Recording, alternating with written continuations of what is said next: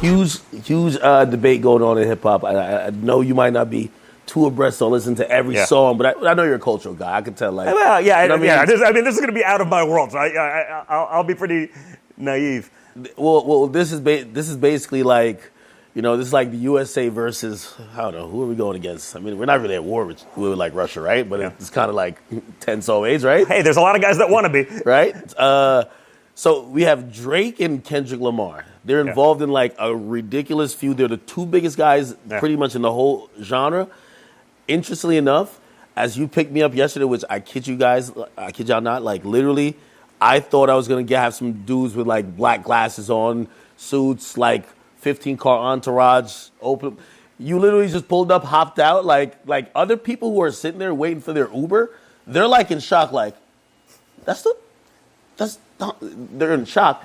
And like, you're just like, yo, hop in. Yeah. I started talking about what I've been kind of involved in. And your wife is like, hey, listen, Kendrick Lamar, that guy sampled me. Like, he actually had my face on the screen. At Coachella. Yeah. And then we connect to the car, we play the song, and of course she sampled, Yeah.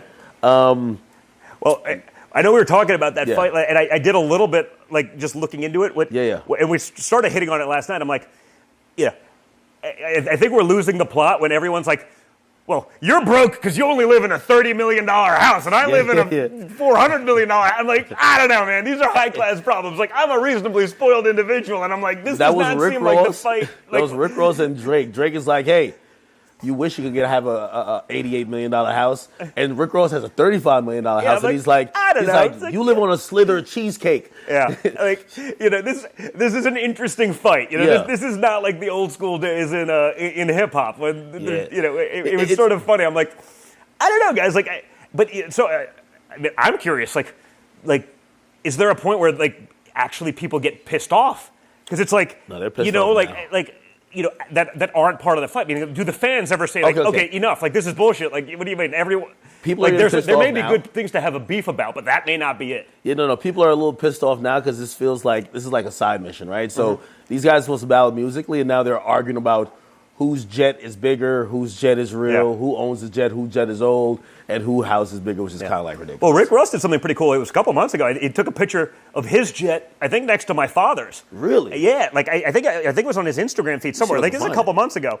But it was pretty funny. It was an interesting commentary, and that's sort of where, I'd actually be curious. I'll go back and read the feed later on, sort of what people think about that. But like, I remember in 2017, Snoop did like, a video. It was like a sort of simulated drive-by shooting of Trump. Yeah. And then like 2 weeks ago, it was like, hey man, I got nothing but love for Trump. And I'm wondering, is that like, does he feel those things? This is it right here, right? Yeah.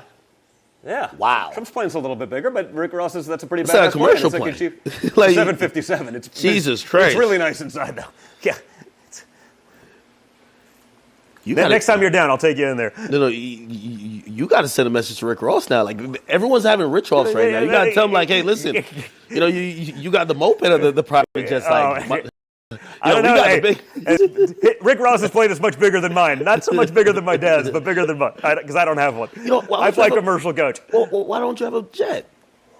You're doing pretty good. I do well. Listen, it's just not who I am. You know what I mean? I'm not that. I live in a great house and stuff like that. It's not like a I drive a pickup truck. I just, it's like, you like the finer things. Like I do, but it's not. It's like I would never spend my money on that stuff. Now, like maybe there's a number that you get to that you're like that. I would rather give the money to charity than spend $20,000 to get somewhere where I can be there on a $300 ticket on JetBlue. Like, it doesn't make any sense for me. Like, it's just not the way I'm programmed. Like, I skipped the Trump bling gene. Your father definitely had. Yeah, that's different. Yeah, he's got the bling gene. Because even as we were at the $18 million crib yesterday, or what they call $18 million. What do you think about that? You should go see Drake's house or Kendrick's place, and then come back and compare it to Mar-a-Lago, given where and see what you think. Well, I mean, I know real estate, so you guys showed me literally lots, right? Like, hey, the house right there that's about like 1/20th the size. That's $45 million. We're talking about Palm Beach. So it's like, we're not talking about like, Yeah, because it's hard for people to understand. Like, you think of an $18 million home, and it might as well be Disney World. Like, it doesn't, and yet in Palm Beach, like an $18 million home, it's like Yeah, no, it's legitimately like a shitty teardown on a quarter acre. Like it's crazy. That's hundreds of millions of dollars. Yeah, you know what I mean. But it doesn't matter in the eyes of a judge in New York State. He just says, nope, it's 18. Well, here's 5 appraisals from people who are the biggest real estate people in Palm Beach. Doesn't matter.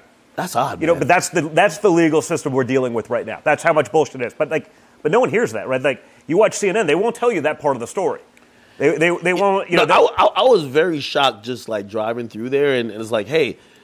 You could pull up your Zillow app, right? Yeah. Oh, that place right there that's like just way smaller. Oh, that's $40 million. Oh yeah, and that's not 45. even like hypothetical and by the way, on the market. And this is like pristine, like land. Like this is Palm Beach. Like you're literally on. Like it's amazing, I mean, you're on the ocean. You're on the. You know, it's not like an inner lot. Like exactly. I mean. And then we get to the biggest place of them all. That's almost like all of them combined, and they're like. It's actually 1/3 the price of everything else. Yeah. When that happened, I called my dad. I was like, "Hey, if Mar-a-Lago's worth 18, I'll take 10. Yeah, I'll figure it out. I'll come up with the money. Yeah. You know, I want 10 of those because I'll flip them and I'll be a billionaire tomorrow. You know. Why don't you get in politics? I mean, I sort of am, I guess. You know, I'm out there. Well, like with an official title, like maybe one day.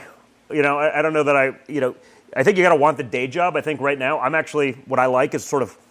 The stuff that, honestly, the people on our side are not that good at, like the fighting aspect of it, and just being like, you know, not just because someone calls you a mean name doesn't mean you just give up and fold on your principles. It's like, no, why don't we talk about it? Like, so, you know, I like that. I'm out there, you know, fighting constantly. It's why, I do the podcast to try to, highlight the reality that you're not going to see on regular TV. Like, 'cause, whether it's big tech or mainstream media, I mean, they're so corrupted. They're so clearly biased to the other side.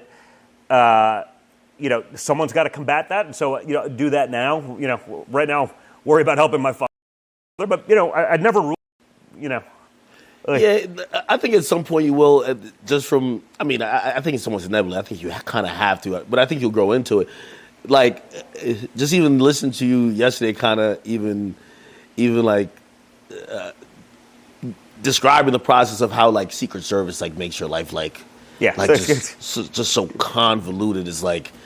That just seems like a lot to really be in public office, right?